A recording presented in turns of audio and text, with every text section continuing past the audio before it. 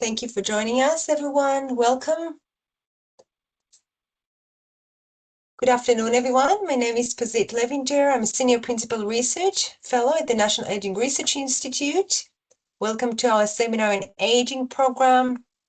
I would like to begin by acknowledging the traditional owners of the land on which we are meeting today. For me, is the Wurundjeri Wurrung people. I would also like to acknowledge the traditional owners of the lands and water across Australia. I pay my respect to elders past and present and to all Aboriginal and Torres Strait Island peoples, including members of the Jolan generation.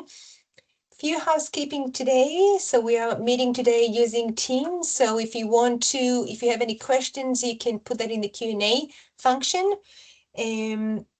And we will address it at the end of the sessions. There will be time for questions. The seminars will be recorded, so it will be available online shortly. So today we'll be hearing from Dr. Jackson Fyfe. Jackson is a senior lecturer in the Institute of Physical Activity and Nutrition within the School of Exercise and Nutrition Science at Deakin University, Melbourne. His research focuses on pragmatic low-dose exercise strategies designed to limit age-related decline in physical function in older adults. His work also uses digital technologies to support remote delivery and monitoring of exercise interventions with a strong focus on real-world feasibility and uptake. For today, Jackson will be presenting from evidence to engagement, can pragmatic low-dose exercise interventions bridge the gap for older adults. Exercise is one of the most effective strategies for preserving physical function, independence, and quality of life in older adults. Yet long-term engagement remains a major challenge. This highlights a gap between evidence and real-world participation, suggesting the issue lies less in identifying optimal prescriptions and more in designing exercise programs that older adults can realistically adopt and sustain longer term. Evidence from pragmatic low-dose resistant training and remote monitoring of physical function indicates that reducing exercise dose and delivery burdens may improve feasibility while maintaining evidence-based principles. However, improved feasibility alone is insufficient. Sustainable impact requires embedding pragmatic exercise approaches within systems that support ongoing participation in real-world settings. Would like to welcome everyone and welcome Jackson, and you can take over from here.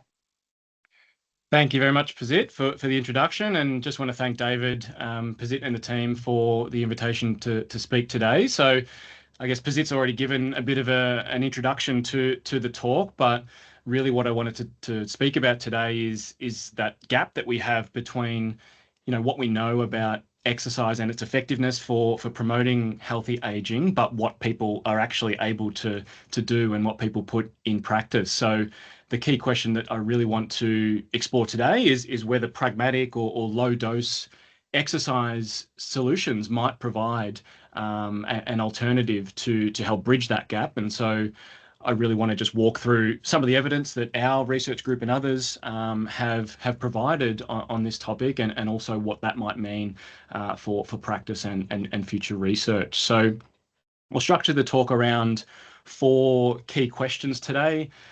First, why exercise matters for older adults and healthy aging, yet most people aren't doing it. Second, how much exercise is actually needed to see health benefits. Third, whether low dose or more pragmatic approaches could help address many common barriers to engaging in exercise.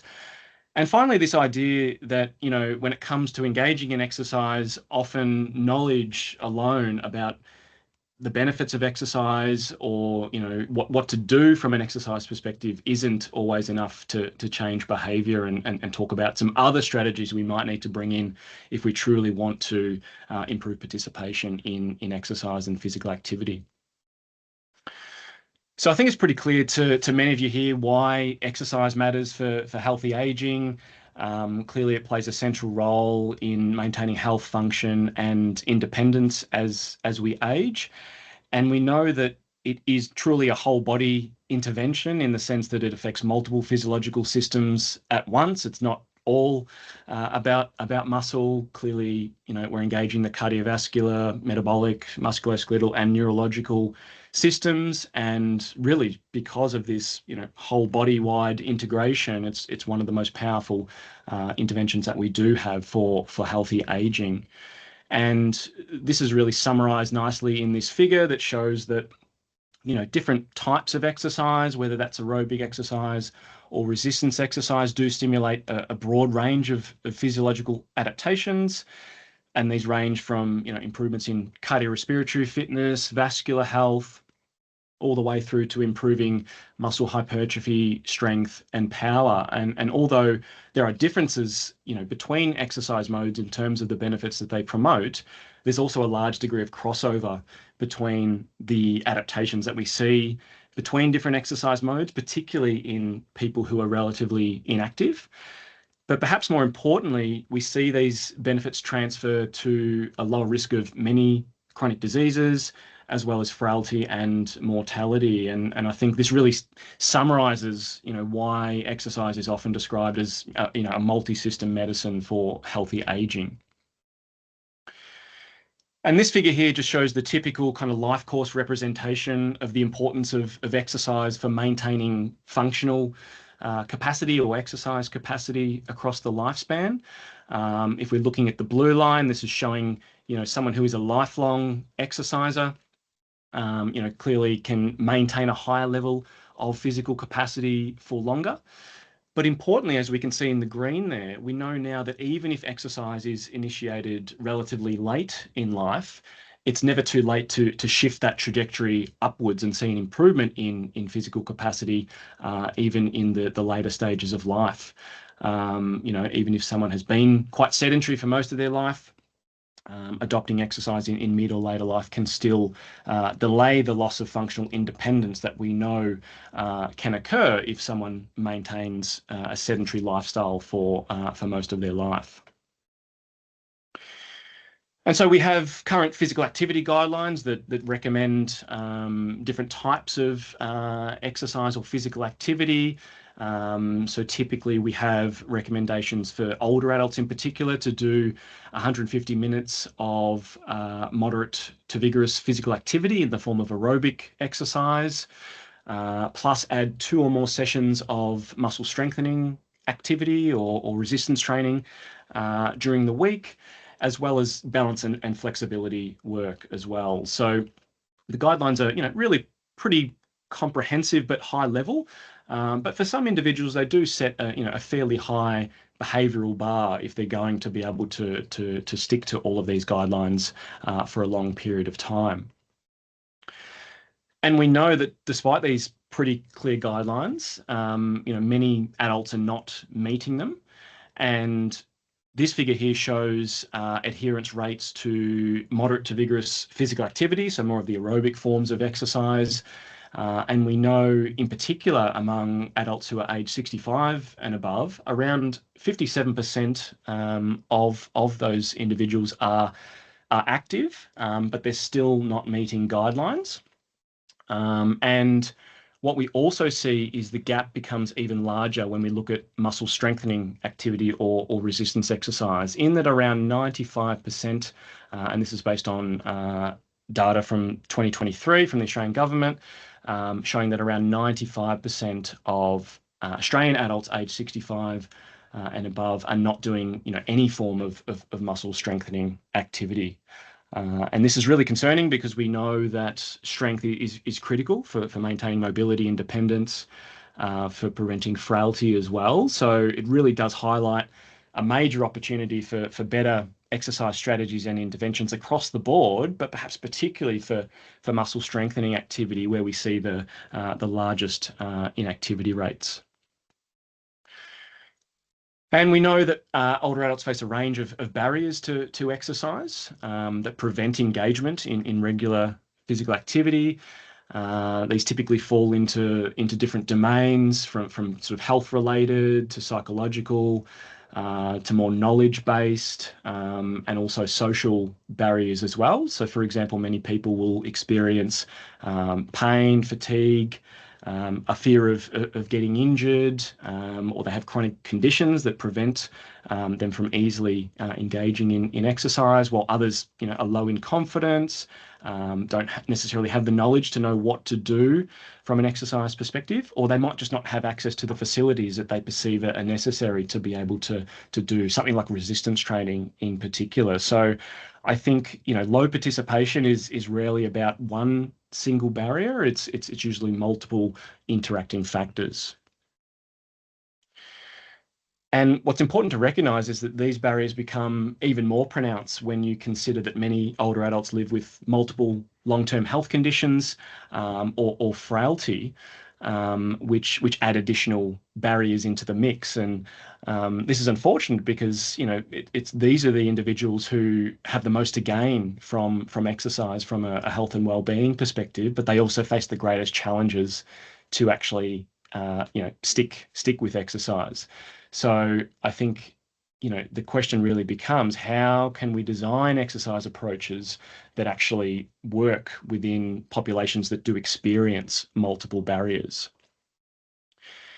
And that's why studies like this, I think, are so critical. So this was a qualitative study done out of the UK that looked at attitudes towards resistance training, in particular in older adults with declining health or with multiple health conditions. So there were 14 participants in this study, most of whom were pre-frail or frail, and 12% of them were living with multiple long-term health conditions. So the goal was really to understand how these individuals perceive resistance training, what they know about it, and what the barriers are. So they conducted some semi-structured interviews with these participants, and really just explored what they knew about resistance training and what prevented or enabled them to engage in it.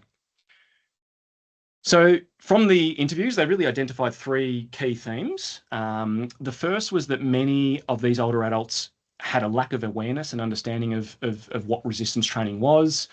Many didn't really understand the specific benefits of doing something like resistance training, and some even believed it would be quite harmful or inappropriate for older adults to do.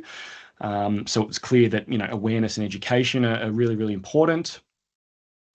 The second major theme was that many had a self-perceived inability to actually do resistance training. They felt it was something that only younger people can do, and that it needed a level of energy and motivation that they just didn't have anymore. So that really highlights the importance of things like self-efficacy and perceived capability in being able to do something like resistance training. And thirdly, more encouragingly, there was a willingness to engage in resistance exercise under expert guidance. So when the concept of resistance training was explained to the participants and they understood the benefits, they were more willing to give resistance training a go. But it was pretty clear that they would only do it if they had the support to know what to do, that it was safe for them. So that really shows that kind of support and also supervision can be really critical to engage people in exercise, particularly in the context of aging. So this quite really captures the main takeaways from a lot of the interviews, in that participants were open to trying resistance training when it was explained to them. As I said, many of them hadn't really heard of it or didn't really understand the benefits.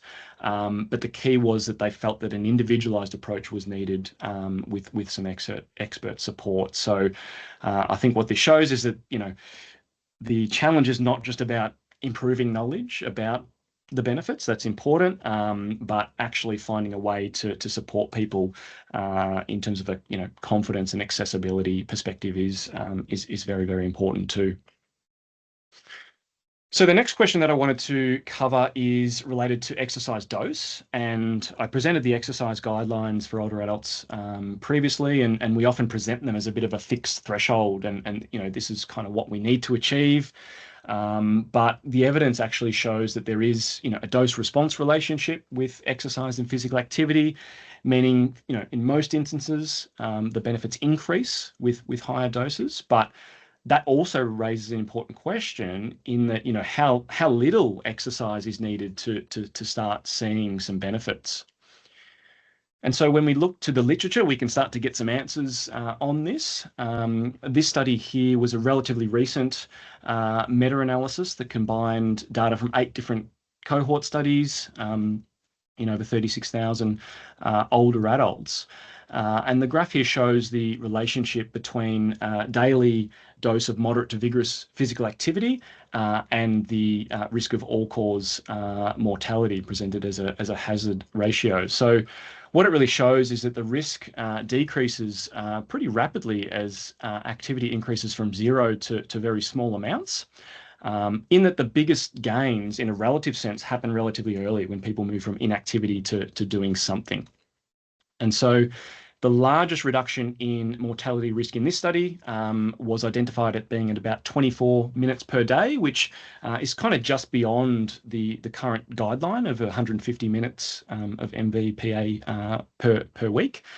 But I think it's important to recognize that, even as little as 5 minutes of MVPA per day was associated with a noticeable reduction in mortality risks. So again, the biggest relative benefits are happening when people are going from being inactive to doing some form of activity. And that idea is really central to low dose exercise strategies that I'm going to talk about. If we look at this same sort of dose response from a resistance training perspective, we see pretty similar patterns appear, although the curve shape is quite different. So this was a meta-analysis that included over 230,000 adults and showed a non-linear relationship between resistance training dose, really in terms of duration, so minutes per week. So it's debatable how meaningful that is from a resistance training perspective, but basically they identified that the maximal risk reduction was about a 17% lower risk of mortality in individuals who were doing about 40 minutes per week of resistance training. And there were clear sort of diminishing returns in that once duration increased beyond that, the benefits for mortality risk reduction were reducing. And there were some indications that once we go above a certain volume of resistance training, that the risk starts to actually increase. So, but in general, sort of similar trends emerge here, that relatively small doses of resistance training as well may still be quite meaningful from a health perspective. And this idea is also reflected in the concept of vigorous intermittent lifestyle physical activity or VILPA. And what this is very, very brief or short bursts of vigorous activity that's embedded into daily life rather than being a part of planned or structured exercise sessions. So this kind of activity doesn't even look like exercise. It's just something that you do anyway during your day. You're just doing it with a little bit more intensity, whether that's power walking, vigorous housework, playing with kids, carrying shopping. And what's interesting is that recent evidence out of the UK Biobank shows that very, very small doses of VILPA, so we're talking 3 to 4 minutes per day, was associated with quite substantial reductions in the risk of both all-cause mortality and also cardiovascular related mortality as well. Again, showing the potential impact of very, very small doses of quite simple physical activity. And recent work has also shown that interventions designed to increase the amount of VILPA in daily life are not only feasible but also acceptable in older adults transitioning into retirement, for example, suggesting that it could be a promising strategy to try and increase physical activity in the context of aging. So this really leads me to the next question is whether very, very low dose or pragmatic exercise approaches can work and be a potential solution to overcoming many barriers that older adults in particular have to regular exercise.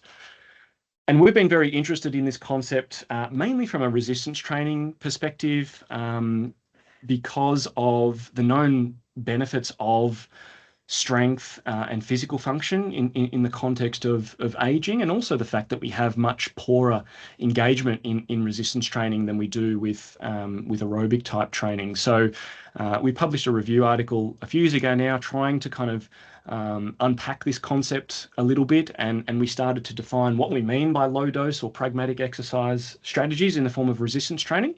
And we kind of divided these strategies into either low volume, high load resistance training or this concept of resistance exercise snacks. And so we define these as follows, with low volume, high load resistance training, typically involving structured resistance training that might be performed in a gym environment. Very low volume, so we might only be doing 1 to 2 sets per muscle group, and relatively high load relative to the individual's maximum strength levels.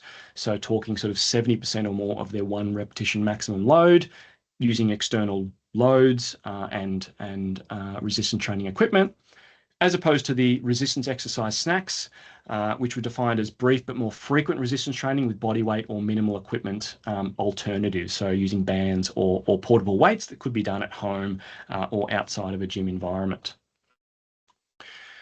And the importance of these approaches from a low dose perspective becomes pretty clear when we do look at the dose response relationships for some of the common adaptations to resistance training. So this is data here from a recent meta-regression that was the most kind of detailed analysis that we have of the dose response effects between resistance training volume and muscle hypertrophy on the left, and strength on the right. And what you can see with both curves is that as we increase the weekly number of sets performed per muscle group, so more volume of resistance training, we generally get a higher response. So the response is, generally linear with diminishing returns for hypertrophy. Whereas for strength, we do see an increased response quite early on, but that plateaus out very, very quickly. So that relationship is not very linear, meaning that some benefit occurs at very, very low training volumes, especially for strength gains, and doing more volume, particularly from a strength perspective, doesn't seem to yield much more benefit. So this same study also was able to identify both the minimum and maximum effective doses for resistance training for improving muscle hypertrophy and strength. And what was really interesting from a strength perspective is that the minimum effective dose was very, very small. So we're talking about 1 set of an exercise per week was enough to improve strength in that particular exercise. And there were no noticeable benefits of doing more than 3 to 5 sets per week per exercise. So certainly from a strength perspective in particular, we can get a lot of benefit with very, very small doses of training. And I think this really matters, especially when we consider that aspects of muscle function like strength and also power, which is the ability to produce force rapidly, these things decline much more substantially with aging than we see with muscle mass. So this data here is from a study done in mobility limited older adults who are aged in their late 70s. And they looked at changes in those parameters over 3 years, showing that the losses again of strength and power were much, much greater than what we see with muscle mass alone. And so that means that interventions that specifically target muscle function that decline much, much faster are likely to be especially important in the context of aging. What's also really critical to understand is that low muscle function also seems to be a significant independent predictor of adverse outcomes and the loss of independence above and beyond what having low muscle mass tells us alone. So again, some data, this time in community dwelling older adults, showing that individuals that have low muscle mass and muscle function have an almost 12-fold increased risk of losing their physical independence by age 90, whereas if an individual had low muscle mass alone, that risk was less than 2-fold. So low muscle function is quite important, clearly, in predicting the loss of independence and also many other adverse outcomes that can occur with aging. So it really highlights the importance of interventions that specifically prioritize improvements in muscle function, which is something that can be achieved with relatively low doses of training compared to if we were targeting improvements in muscle mass as well. So the next question then is, whether minimal dose resistance training can still produce meaningful adaptations. And I talked about the two different forms of low dose resistance training being your low dose, high load, more structured resistance training versus your exercise snacks. So I'll walk through some of the evidence around those. So certainly from a load perspective, in terms of how heavy we are lifting with resistance training, we know that lifting higher loads is better for strength. So we tend to see better strength gains when resistance training is done at a higher intensity or with higher, heavier loads. This is data from a systematic review and meta-analysis we did a few years ago, where we compared the effects of higher load versus lower load resistance training. And in line with a lot of other studies that have been done, we did find that higher load resistance training produced greater dynamic strength gains, so strength measured during a 1RM test with an effect size of 0.34, favoring higher load versus lower load. So higher loads are good for strength. It doesn't mean that lighter loads cannot improve strength. It just means that generally, if we're able to lift heavier, it's probably better from a strength perspective. Interestingly, we don't see any difference between higher and lower loads from a muscle hypertrophy or muscle growth standpoint. But certainly from a strength perspective, that high load approach can be quite beneficial. And so, looking at the evidence for this particular approach, one of the best lines of evidence that we have for the effectiveness of a low dose, high load resistance training approach comes from this particular study published now a couple of years ago. And this study was pretty unique for a few reasons. They had access to a very large data set of people who had performed a highly standardized minimal or low dose resistance training program in a chain of commercial gyms in Europe. So every session, these individuals would come in, log their training meticulously on an app, and that would be sort of uploaded to the cloud or wherever. And these individuals in the research team had access to this data set, and they had data on these nearly 15,000 people for almost 7 years. So they had 7 years worth of training data that really allowed them to model the effects of this program on strength outcomes. And what was really interesting is they used a very, very low dose, simple resistance training protocol.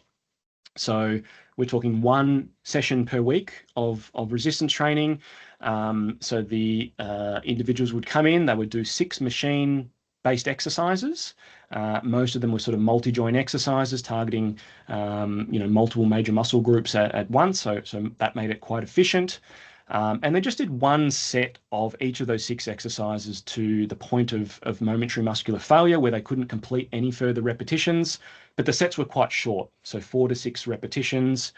Having said that, they did use a fairly slow tempo, so they actually had the individuals lift in the concentric phase, so the lifting phase of the movement was done for 10 seconds, so quite slow, and they also lowered each repetition from 10 seconds. So they did 4 to 6 of those repetitions until the point where they couldn't do another rep after that. But basically that meant that each session was less than 20 minutes in duration, just once per week. So this is truly a minimal time commitment. The next question was, what effect did this have on their strength? And so what they did is they modeled the data. So this is looking at the loads that individuals were able to lift on the leg press exercise as a percentage of what they could lift at the start at their baseline. So again, this is looking at a timeline of almost 7 years worth of data. And what they found, as you can see in the curve, is that the program was quite effective. So despite the low training dose, participants got 30 to 50% stronger in the first year alone. As we'd expect, there was some diminishing returns in that response, in that they got a little bit, that the gains plateaued out over time, but still 7 years later, these individuals were still 50 to 60% stronger than they were at baseline. So these gains in strength from this very, very time efficient but high intensity program, were quite impressive and were maintained for several years after starting. So this approach does work. But of course, it does require access to equipment to be able to lift these heavy loads, and also the supervision to ensure that the training is done at a sufficient intensity and in a way that is, of course, safe and effective, which, we don't always have access, and we often don't have access to these kind of things. So the question is, what are our other options? And what we're starting to see more and more is that, while lifting heavier loads with machines or free weights, is no doubt optimal from a strength perspective, that doesn't mean that other forms of resistance training don't improve strength. And this particular network meta-analysis of over 100 studies found that a variety of resistance training modalities can have large positive effects on strength in older adults. So this is data from older populations in particular, which again shows that you don't necessarily need specialized equipment to improve strength. Even if we have access to resistance bands or even body weight, we can still get improvements in muscle function. The other thing that traditional guidelines, and I guess the way we think about exercise, is that we tend to think that exercise has to involve longer structured sessions. So, your typical 3 sessions a week for 50 minutes to an hour. But of course, it's really important to recognize that it is possible to accumulate the same total dose of physical activity in shorter bouts across a day as well. So using more of an accumulated exercise pattern. So this can provide potentially another avenue for individuals that might be short on time. They might not have those sort of time windows available to do the longer sessions. So another way that we might be able to improve engagement in physical activity and reduce some of the common barriers might be to look at whether these accumulated exercise patterns can be worthwhile. And we now know that absolutely accumulating exercise in small bouts is worthwhile. So this systematic review from a few years ago compared 19 different studies that compared exercise interventions that were done either in continuous longer bouts versus shorter intermittent bouts where various prescription-related factors were matched. And what they found was that doing exercise in a continuous fashion versus in an accumulated fashion did not influence changes in factors like cardiorespiratory fitness, other health-related outcomes like resting blood pressure, and changes in most blood lipids and glucose or insulin markers. So long as the minimum bout duration was 10 minutes, it really didn't matter if you did your 3 one-hour sessions a week or many more shorter sessions. So this really supported the idea that we're likely to achieve similar health benefits whether we do exercise in a single bout or whether we accumulate activity from shorter bouts throughout the day. And the reason why I'm talking about this is because I want to introduce the idea of exercise snacks, because they really build on this idea where we might have very, very short bouts of exercise that are performed intermittently across the day rather than in a single continuous session. And this type of activity lends itself really well to being done with sort of minimal to no equipment in an environment that doesn't necessarily have to be in a gym, for example. So examples of this type of activity, there's been a lot of research done on what's called activity breaks, so breaking up sedentary behavior with things like vigorous walking or really simple forms of body weight exercises done at a desk, for example, showing improvements in glycemic control across a day. Other pragmatic forms of exercise like intense stair climbing have been shown to improve cardiorespiratory fitness, as well as some interesting research recently in older adults showing that it can also improve muscle power in the lower body.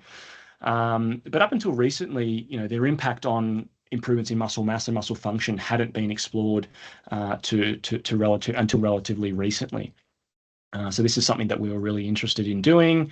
And early work like this really stimulated our interest in this idea. So this was one of the first studies that I'm aware of that looked at the concept of body weight exercise snacks in older adults, testing specifically if it could improve aspects of muscle function. And as we can see here, so this is looking at the number of sit to stands performed in 60 seconds, just doing these exercise snacks, which were twice daily 10-minute sessions of just body weight exercises with no equipment, led to about a 30% improvement in sit to stand performance after 4 weeks. So again, showing that very short daily exercise bouts that don't involve any equipment, don't involve a gym, can still improve, functional performance. So for us, this led to a few different questions that we wanted to try and answer. The obvious one is, do you really need to do these twice per day? Is there a difference if you just did it once per day or perhaps more? But increasingly, we're interested not just in, changes in these sort of outcomes related to physiological adaptation or physical function, but we really want to know, is something like this actually feasible for an older adult who's currently or previously inactive, and is it actually acceptable? Will they actually be able to stick with this long term? So this led to a pilot study that we published a couple of years ago, where we recruited nearly 40 community dwelling older adults, and we engaged them in a daily resistance exercise snack program that was delivered via the PhysiTrack digital application. So they received the intervention on their phone or computer, so on a digital device, and they did the intervention, on their own at home. So none of the sessions were done live. They were delivered the intervention. They did the exercises on their own. And they did these exercise snacks either once, twice, or 3 times per day for 4 weeks. And the outcomes that we were interested in were primarily around feasibility and acceptability. So it was a pilot trial, but we were also interested in, could we detect changes in physical function that were assessed remotely using video conferencing. So to talk you through the exercise protocol, so we each exercise snack basically included 5 exercises that were performed continuously for 1 minute. So they did an exercise for 1 minute, did sort of as many reps as they could in that minute. Then they had a minute of passive recovery, and they repeated that for the 5 exercises. So each bout was around about 10 minutes in duration. So for the first couple of weeks, we included movements like sit to stands, chair single leg squats, side lunges, calf raises, these kind of things. So all involving no more equipment than a chair, targeting lower body strength, balance, and coordination. And we did progress the exercises in the last 2 weeks of the intervention. So movements became a little bit more faster or more dynamic, which was really aimed around, maintaining challenge and adaptation over the 4-week period.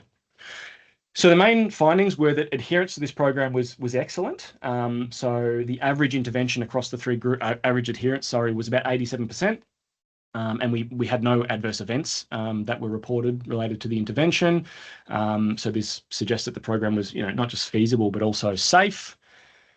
In terms of physical function, so this is looking at the change in 30-second sit-to-stand performance between pre and post intervention for each of the groups, and all exercise combined in yellow.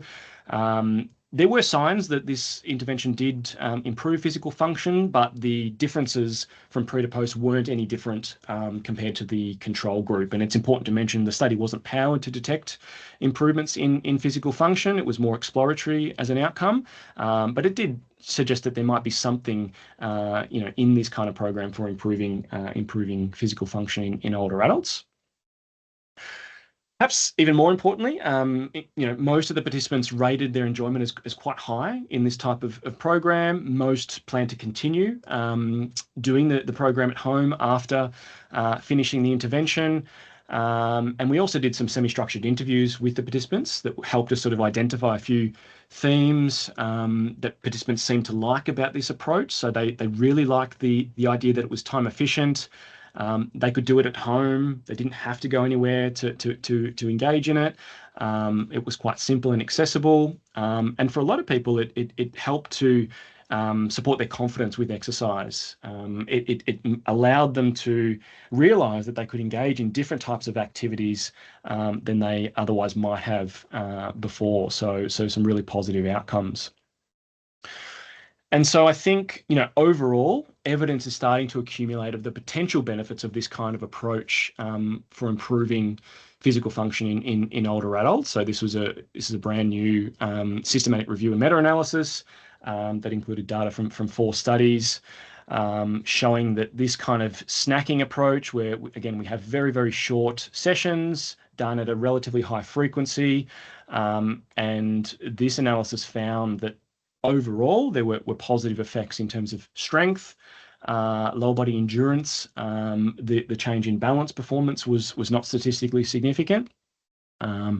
But importantly, they noted greater effects with longer intervention durations, and also interventions that added a form of progression into these exercises. And I think that's a very important point, because often people think, well, bodyweight exercise, how long can that be useful for? But clearly there are ways to make these exercises more challenging, even if we don't have access to external load or weights. And this analysis sort of, I guess, confirmed that's going to be an important factor if we're going to get continued adaptation over time. All right, so I'm getting to the last part of the talk now. I just want to highlight this quote here, which I think is quite interesting. And I think it's really critical to understand that, I talk a lot about low dose, minimal dose exercise, trying to simplify the exercise prescription. But I think it really ignores the fact that often just doing that alone is not enough to change behavior. You can make the program as simple, as time efficient as you like, but I think if we're not addressing the behavior change issue, we're not going to make progress. So we really need to start looking at how can we integrate these strategies in with some of these pragmatic interventions. Okay, so this brings me to the final section of the talk. Really the idea, if people already know that exercise is important, then why are people still not doing it? And just wanted to share some recent research that we've done, having a look at what older Australians know about muscle health and what they can do about it. So we recently did this online survey of over 1,200 Australian adults, trying to just understand what they knew about muscle health and their attitude towards improving it. Some of the findings to come out of that were that over 90% of the respondents recognised that muscle health was important. So it seemed that awareness is quite high. Almost all participants recognise that resistance training is the primary intervention for improving and maintaining muscle health. So it's pretty clear that knowledge alone in that sense of what sort of interventions are important is probably not the main barrier. But when asked about their confidence in adopting lifestyle changes to improve their muscle health, only about half of participants actually felt confident in doing it. So that sort of suggests their capability beliefs are pretty mixed. And when asked about the main barriers to actually taking action to improve their muscle health, 43% reported difficulty with low motivation. So this really shows, I think, that even when people know something like muscle health is important, they know resistance training is something that they probably should be doing, motivation and the ability to actually take action with this kind of thing is still a really, really big challenge. And what I think this really aligns with is this idea between what's called the knowledge behavior gap in physical activity, or the intention behavior gap. And that's the idea that people may intend to exercise, but that intention alone often doesn't translate into behavior. So just as an example, this study out of Canada asked almost 1,400 adults whether they intended to do strength training in the next 2 weeks. So that divided the sample into those who intended to do resistance training and those who didn't. And interestingly, most people said that they intended to do some strength training. So then 2 weeks later, they simply followed up and asked, well, did you actually do resistance training? And that's when the picture seemed to change. And the main finding was that even on the intenders side, 58% of those who intended did not actually take action. So in other words, more than half of people who said that they intended to do exercise didn't actually do it. So that highlights the major gap that we have between, motivation or intention and actually taking action. So I think the key challenge often with this becomes, how do we actually bridge this gap? Yes, we need to build people's knowledge and intention, but we really need them to act on that intention as well. And that's where this behavior change framework comes in. So this is the multi-process action control framework. It's a really interesting framework that kind of explains, how do we bridge this gap between intention and action, explains physical activity behavior, using 3 sort of interacting processes. The first step is called reflective processes or reflective thinking, which, sort of relates to motivation, decision-making around, saying, I intend to exercise. The second is a regulatory thinking step where you actually bring in sort of planning and self-regulation strategies to actually do what you intended to do.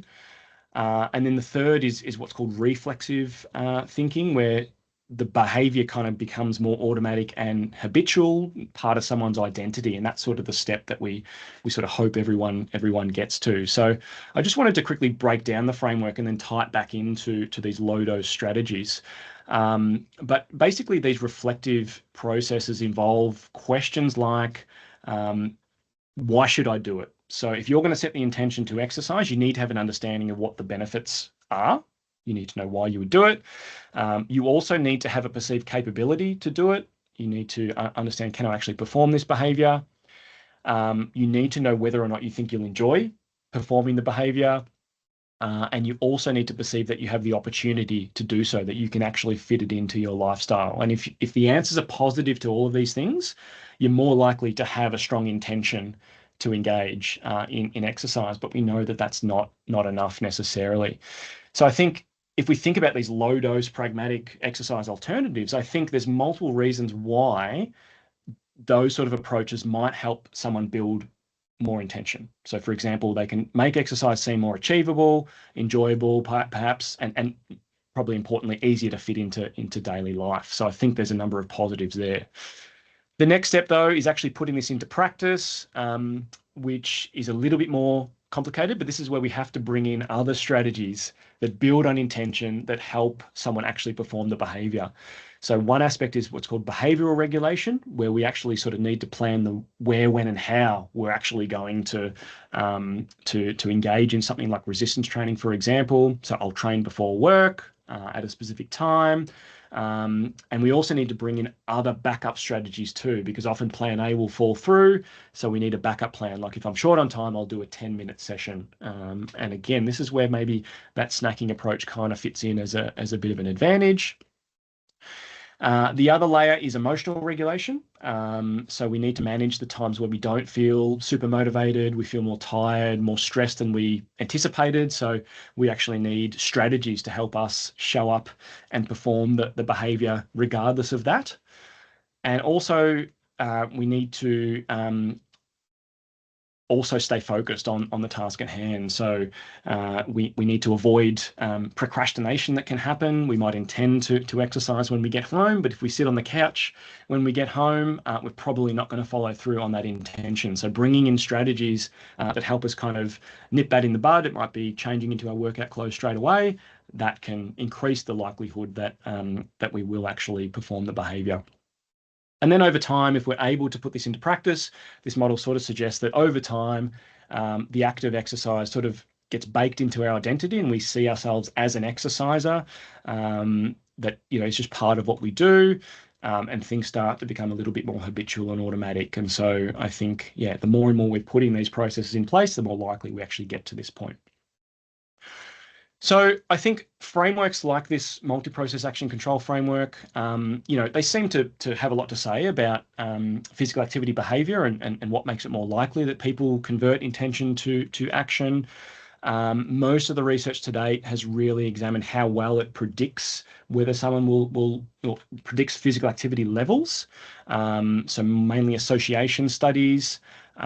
Intervention studies using this approach are emerging, but they're still relatively limited. So the studies that have been done using this framework to support engagement by implementing behavior change strategies have often been used in the context of very simple exercise programs, so walking programs or increasing MVPA, but overall have showed pretty positive effects in terms of making exercise a bit more feasible and acceptable, and also, increasing some of these constructs that are part of the model.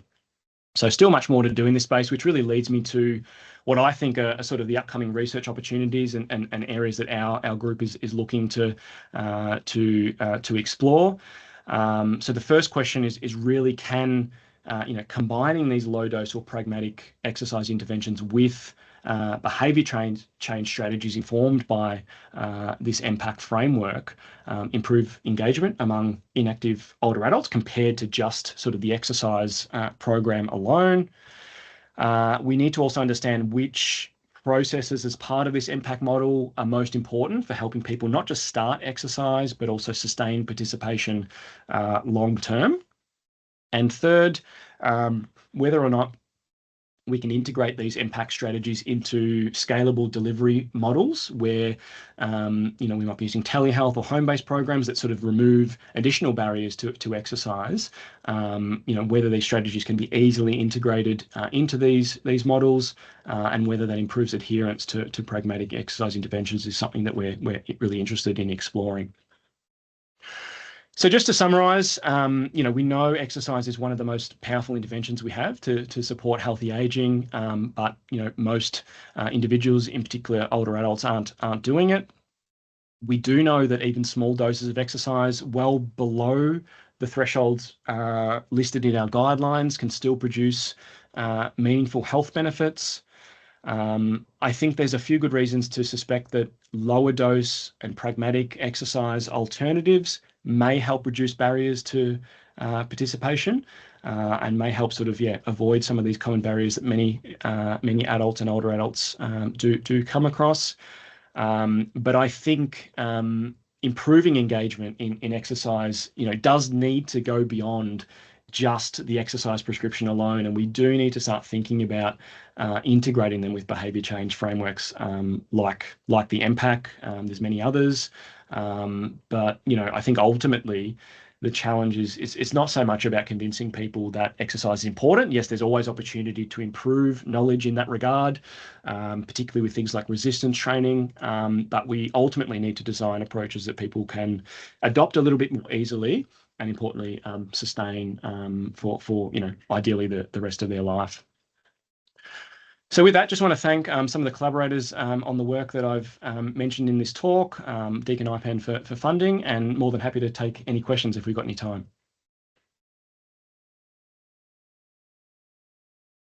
Thanks, Jackson.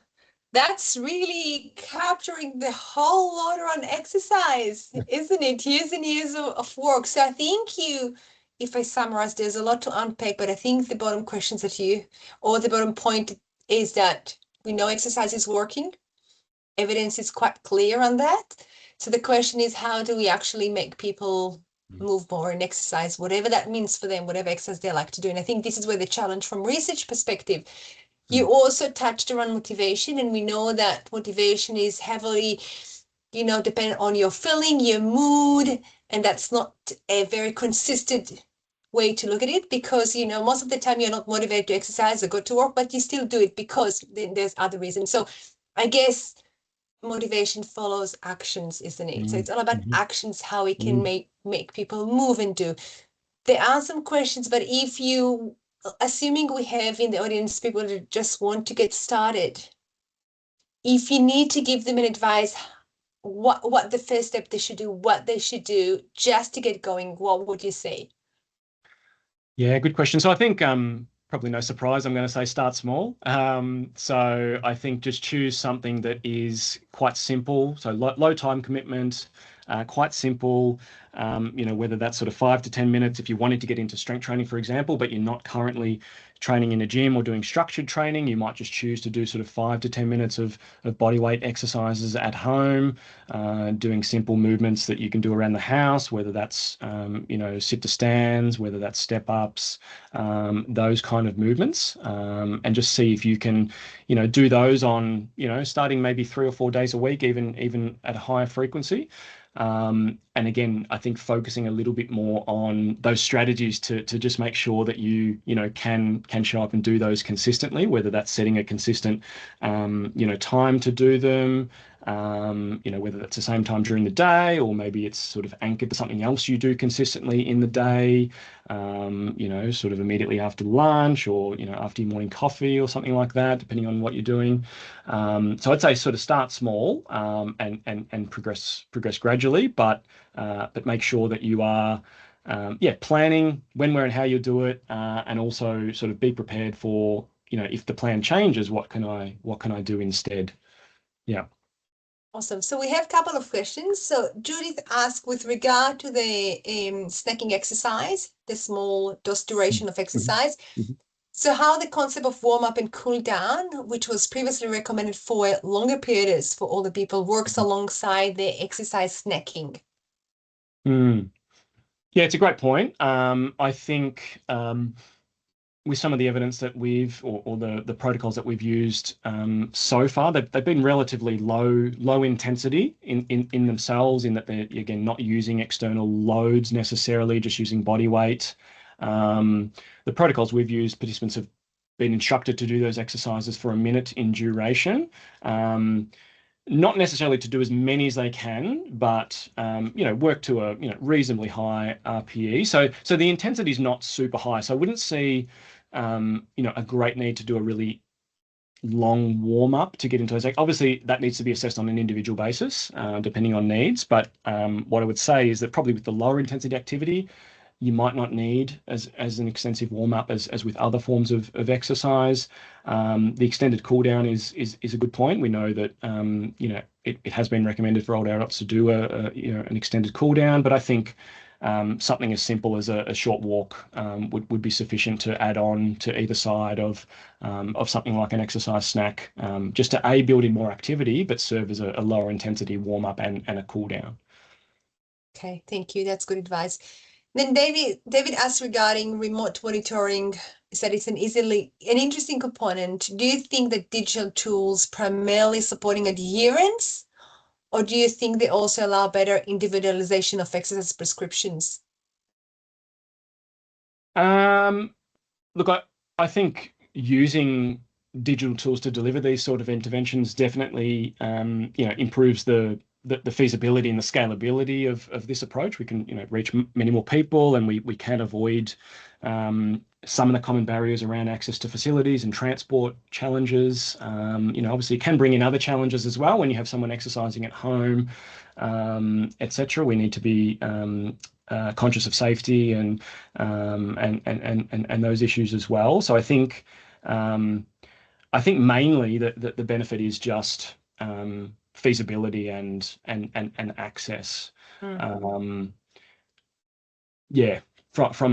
It depends. I guess when we're delivering it remotely, there are many different ways it can be done, whether that's synchronously and live or asynchronous. So from the individualization standpoint, we still have that capacity if we're working with someone to make adjustments, and obviously can individualize their program, but I'd say the main benefit is around feasibility.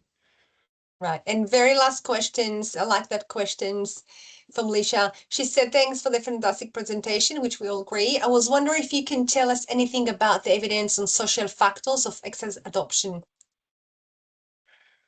Social factors. Look, it's a great point. I think certainly there is some evidence that is quite important for a lot of people to have that social element. Probably ties into starting to build identity as well. If you're exercising with others, you're becoming part of a group, that kind of thing. So I think that's important, and I guess that's probably a key challenge around a lot of the remote delivery, home-based activities, that we might miss those components that might be quite important to certain people. I know there are people who perhaps don't like gym environments or group environments as well. So with a lot of this, we are trying to tailor the approach as much as possible. So I think it really comes down to the person, but certainly those social factors can be quite important from an engagement and sustainability perspective, for sure. Wonderful. Thank you so much. So I just quickly want to thank Jackson for his presentation today. I think it was quite enjoyable, very informative. Thanks, Jackson, for that. It will be available online if anyone wish to watch it and view it later. And quickly, just to for those who are going to join us for the next seminar, it's on the 14th of April. Professor Terence Chong from the Wellbeing and Aging team in the Department of Psychiatric at St. Vincent Hospital will deliver a presentation entitled Exercising Your Worries Away, an update. So thank you everyone for joining us, and see you next time. Thank you.